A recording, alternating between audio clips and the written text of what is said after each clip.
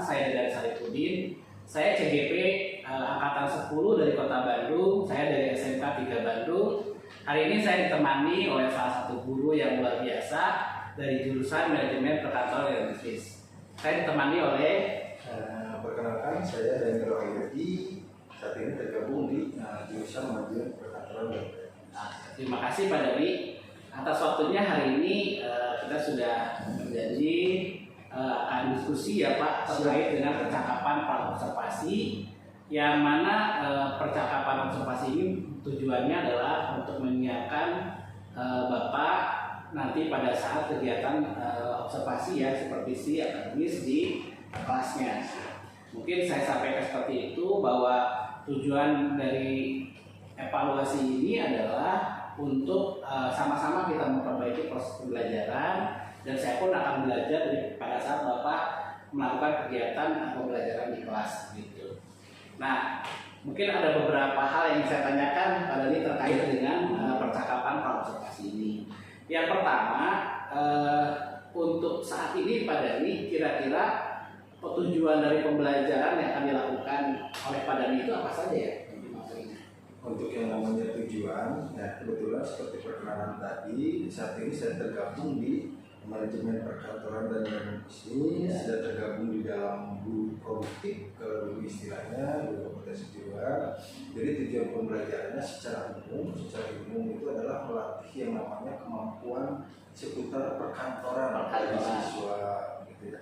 Nah, secara efisien lagi di tiap-tiap yang namanya pertemuan kita itu memang punya target. Contoh yang Bapak sebutkan tadi mungkin yang akan dilakukan observasi, kebetulan saya itu akan mengajar tentang mengetik 10 jari. Mengetik 10 jari. Mengetik 10 jari.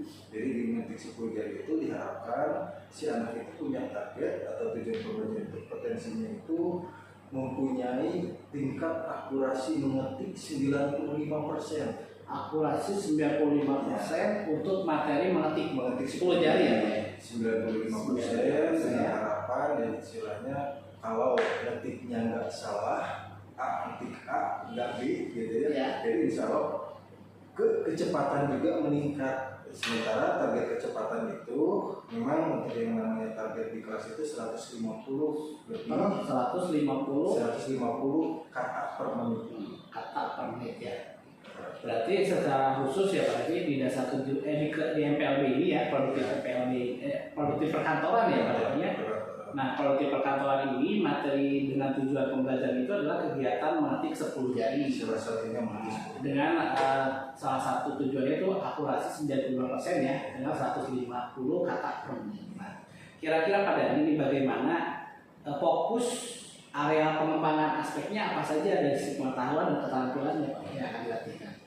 Untuk yang namanya mengetik 10 jari, untuk yang namanya sisi dari pengetahuan, mungkin anak udah tahu mengenai struktur keyboard dan sebagainya. Kita tidak melanjutkan untuk hanya mungkin yang barunya di sini itu. Jadi pada saat kita mengenal struktur keyboard itu sebenarnya untuk memudahkan kita, keyboard itu dibagi beberapa 4 bagian.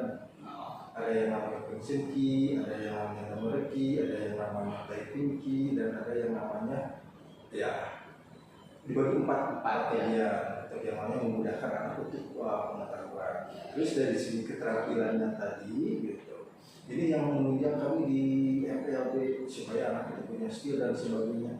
Keterampilan itu yang saya sebutkan tadi di tujuan pembelajaran, mudah-mudahan anak bisa mengetik dengan target 150 kpm dengan akurasi 99%. Ya, berarti salah satu poinnya ya ini satu fokus pengembangannya pada pengetahuan yang tadi disampaikan, bagaimana mengenal struktur dari keyboardnya, kemudian dari keterampilannya bagaimana tingkat kecepatan dan akurasi ya Pak. Oke. Nah, itu merupakan fokus area dari pengembangan ya Pak Dari untuk materi kali ini. Nah, kira-kira bagaimana Pak Dani merancang pembelajarannya nih Pak, nanti seperti apa yang akan terkait strategi, model atau metode apa yang akan Pak Dani lakukan?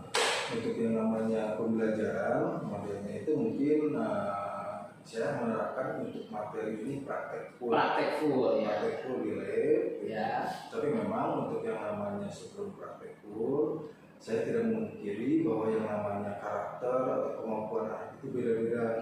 Terutama basic SMP-nya mungkin ada yang belajar komputer betul-betul, ada yang hanya sekedar pengetahuan. Makanya yang namanya di Mulu Ajar juga saya menerapkan yang namanya proses diferensiasi.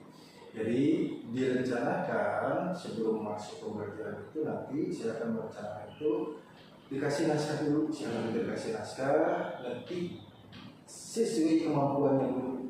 Jadi sesuai kemampuan mana yang pencapaiannya yang bagus dikelompokkan, dan juga itu yang kita perlu. Nah, berarti nanti selain itu media ini yang pada nih kira-kira metodenya apakah klasikal atau dikelompokkan atau seperti apa nih rencananya? Rencananya seperti tadi, jika udah dikelompokkan udah ada hasil, misal hasil antara mengetik yang cepat dan yang agak sedikit lambat gitu. Nanti saya kelompokkan, saya akan kasih misal kalau yang ini materinya tentang A, ini materinya bisa melanjutkan. Ini dengan mentor sebaya juga ya pada dia salah satunya itu kan.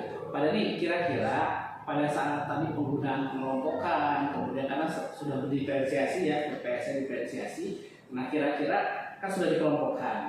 Nah media apa yang mendukung di pembelajaran pada ini untuk materi ini apa saja pada ini? Untuk kebetulan saya akan menggunakan Webcom. Alhamdulillah di kami di SMP 3 itu Webcomnya udah aktif. Jadi kita akan menggunakan perangkat komputer. Sementara naskahnya bisa pakai naskah teknik, itu kan pakai proyektor dan fokus, dan juga diselingi dengan menggunakan aplikasi typing master atau yang online juga. Berarti salah satunya medianya banyak ya Pak ya. Dengan selain langsung praktek, berarti salah satunya dengan bahan-bahan ya yang ditampilkan dalam bentuk tulisan yang di typing master maupun dalam bentuk PowerPoint ya Pak ya, naskah-naskah PowerPoint. Nah, dari beberapa poin ini Pak, kira-kira ini kapan dilaksanakan pembelajarannya nih? Nah, kebetulan hari ini itu ada Kamis ya Pak ya? Ya, Kamis ada jam di kelas 11 MPK 3. Kalau biasanya ini setelah istirahat jam 5.06 nanti kita bisa masuk. Di ruangan mana Pak? Di lab 7 Pak. Lab 7 ya, Labcom 7 iya.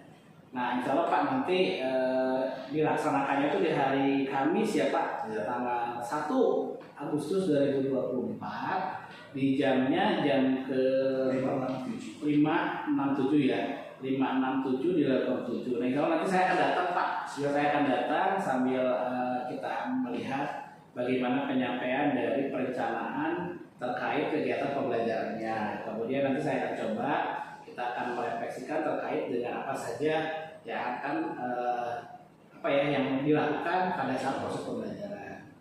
Nah,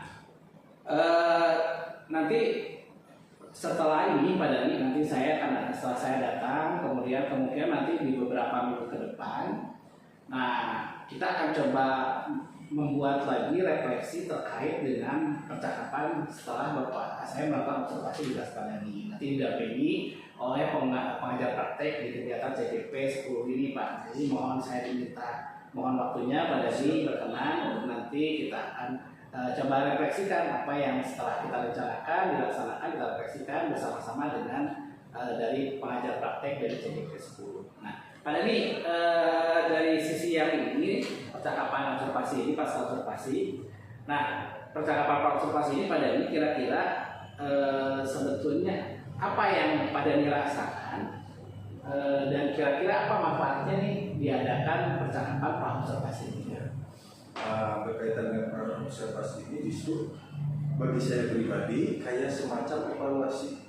Jadi pada saat sebelum saya masuk kelas, jadi pada saat saya sebelum ada percakapan ini juga pasti saya menyiapkan administrasi misalnya bahagia dan sebagainya masuk kelas. Tapi dengan yang adanya